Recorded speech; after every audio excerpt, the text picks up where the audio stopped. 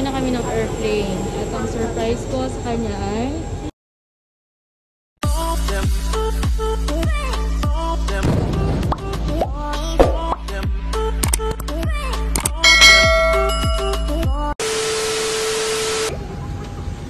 excited siya.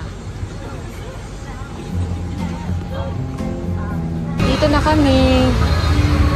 Surprise ko kay Riel. Zip full flat kami. First time. Dito kami sa economy. Dito na ako pala.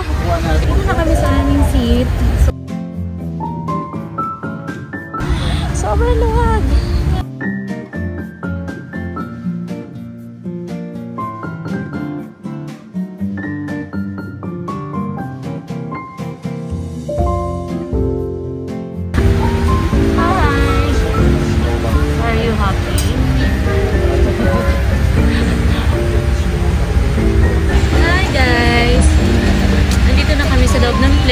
So, sa Philippines kami mati-Christmas ngayon.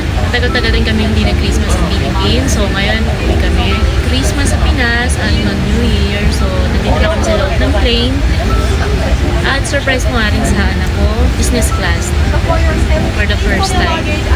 Take out na rin kami bago kami pumatok sa plane. Starbucks para habang naghihintay.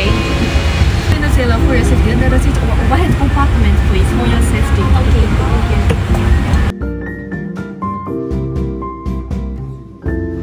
Sabi ng flight attendant, pwede ko daw ilagay ang aking luggage sa taas ng compartment for safety.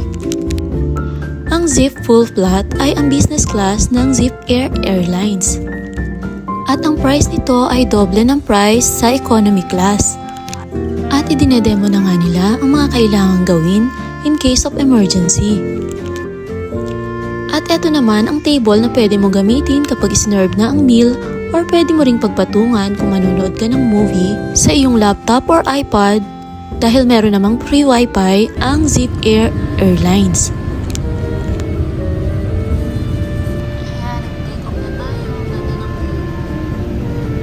At isinurve na nga ang meal at ang aking in-order ay ang Japanese soba.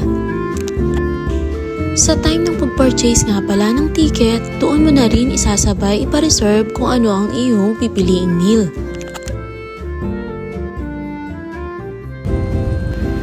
At lumapag na nga tayo sa Ninoy Aquino International Airport at nandito na nga tayo ngayon sa baggage claim area. At nakuha na natin ang ating mga baggage, so ito na tayo, nakalabas na sa may waiting area ng mga magsusundo sa atin.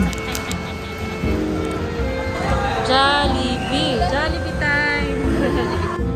At karamihan nga ng mga umuwi dito sa Pilipinas galing Japan, ang unang namimiss kainin ay ang Jollibee. Order ang aking paborito, palabok, chicken ng Jollibee.